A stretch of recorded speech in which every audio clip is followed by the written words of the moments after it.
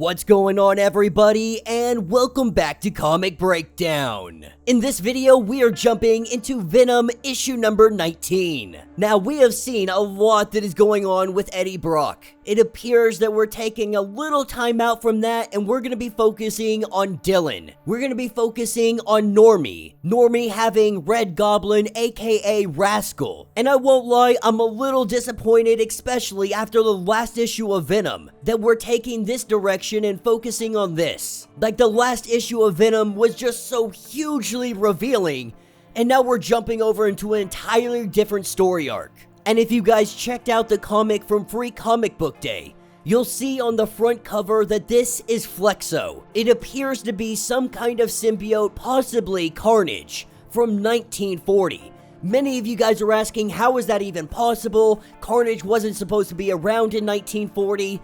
I'm just as lost as you guys are. Now, this could simply be another symbiote that made its way to Earth in 1940 that nobody knew about, and it's been sitting in cold storage for quite some time. But the way that I read it, it really did seem like this was a little piece of Carnage. Maybe it got here before everybody else did. And I had also mentioned how everybody seems to be getting a freaking symbiote. Carnage is getting passed around, a little piece over to you, a little piece over to them. We have Normie's mom. She's a freaking symbiote now, going by the name of Misery. There's a lot going on. But I also forgot that we are about to enter the Summer of Symbiotes. This summer, the whole summer of 2023, it is going to be filled with symbiotes. So that's why we're getting the Cult of Carnage, why we're getting all of this stuff. And even more, I read a solicitation that says, I believe in August, we are gonna get a Carnage versus Null story. And that could explain why Carnage has been working with such great effort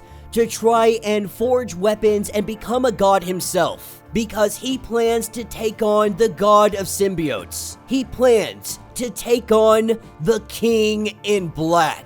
Whether that be Eddie Brock or Null himself, that still remains up in the air. There's always the possibility that he's time traveling so that he becomes the King in Black. But there's very little detail that has been left in the open. So right now, most of that is speculation. The only thing that we do know for a fact is that Carnage will be going for the crown. Now, make sure you guys have subscribed to the channel, make sure that you like this video, and with that being said, let's dive into this breakdown.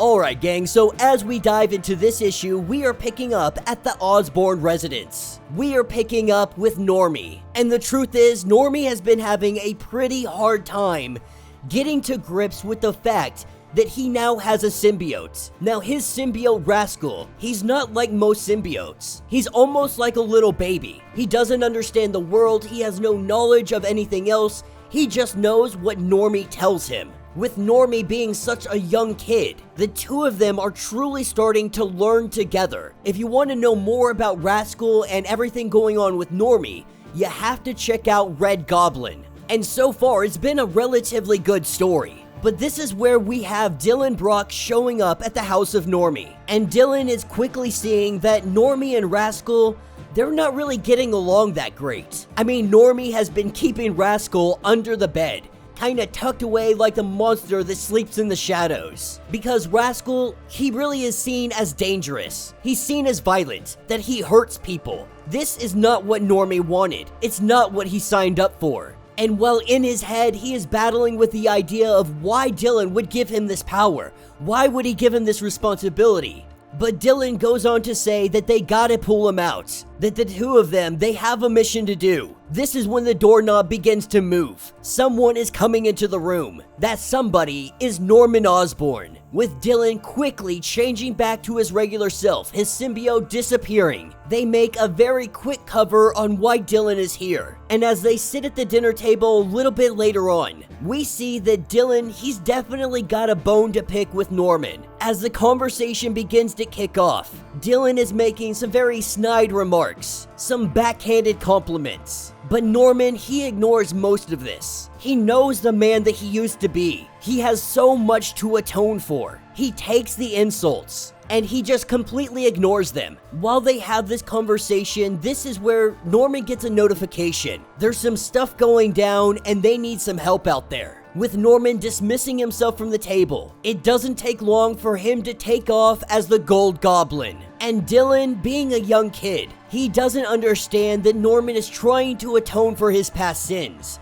The way that he sees it, the way Dylan sees it, is that he doesn't deserve it, even if he puts himself in a shiny gold suit that doesn't hide the blood that has been on his hands. As Normie begs him not to go, Dylan does pose the question to Normie, like, do you honestly want your Pop to come back? In almost guilty way, Normie says that he's his grandfather, but Normie also doesn't say no. As we pick up in the city, we have Slide, who has just robbed a bank, breaking through the police barricades. He doesn't get far before the Gold Goblin is on top of him, sticking him to the asphalt, getting ready to take him down.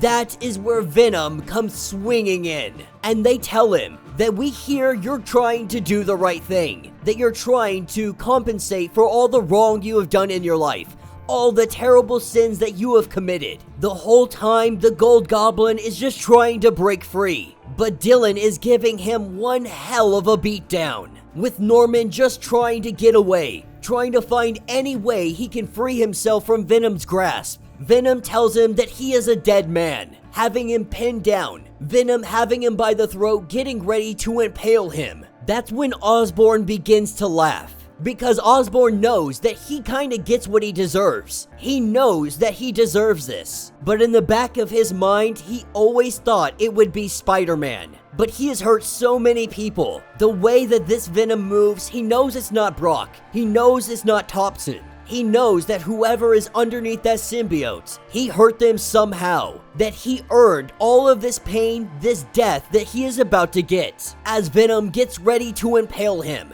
Dylan tells him to stop, not to do it. While they both know that this guy definitely deserves it, that he deserves to die. But Dylan is telling Venom that it's just not that simple, that it's not him that Dylan wants to kill. They simply can't go around just killing everybody. He doesn't know if he believes in sin or atonement or any of that stuff, but he does believe in consequences. He believes that things can snowball, that if they play judge, jury, and executioner, if they start down this road, where does it stop? Now, while they were having their battle, a building nearby had been damaged. The damage to this building caused the liquid nitrogen moving throughout the building to also be damaged. We see some kind of containment. Now that that liquid nitrogen is no longer making its way towards that containment, we see Flexo coming out of it. He breaks free, and now he is on the loose. And that will be the end of this issue. So let me know what you guys think down in the comments. You know, like I said in the beginning, I'm a little bit disappointed that this is not continuing on our storyline with Eddie Brock. This also hasn't really touched on the idea that Dylan is now Codex, that he himself is wielding All Black. But one thing it definitely does is it gives us good character development, both on Normie and Dylan. Now, they're both young boys. They both don't have a full grasp or understanding of the way the world works. They're boys that have experienced great trauma. They both know suffering, more than most. And now they're trying to navigate the world with this immense amount of power. Having this kind of power can be dangerous, especially when you're out here and you have a vendetta, when you're angry at the world, when you're angry at your father. But both of them are trying to learn in their own way. They're trying to figure out what to do next. What is the right thing? What is the difference between right and wrong? We're truly seeing these two boys grow into the heroes that they might be able to be one day. But right underneath the surface, we have a bigger threat that is about to come forward. That threat is Flexo. So let me know your thoughts, let me know your theories. If you would like to get completely caught up on everything going on with Venom, be sure to check out the link in my description as well as the top of this video. It will get you completely caught up on everything going on with this story. If you would like to support the channel, you can always do so by joining the channel membership. Much like Patreon, having multiple different tiers, from $1 to $50. from loyalty badges to comics every single month.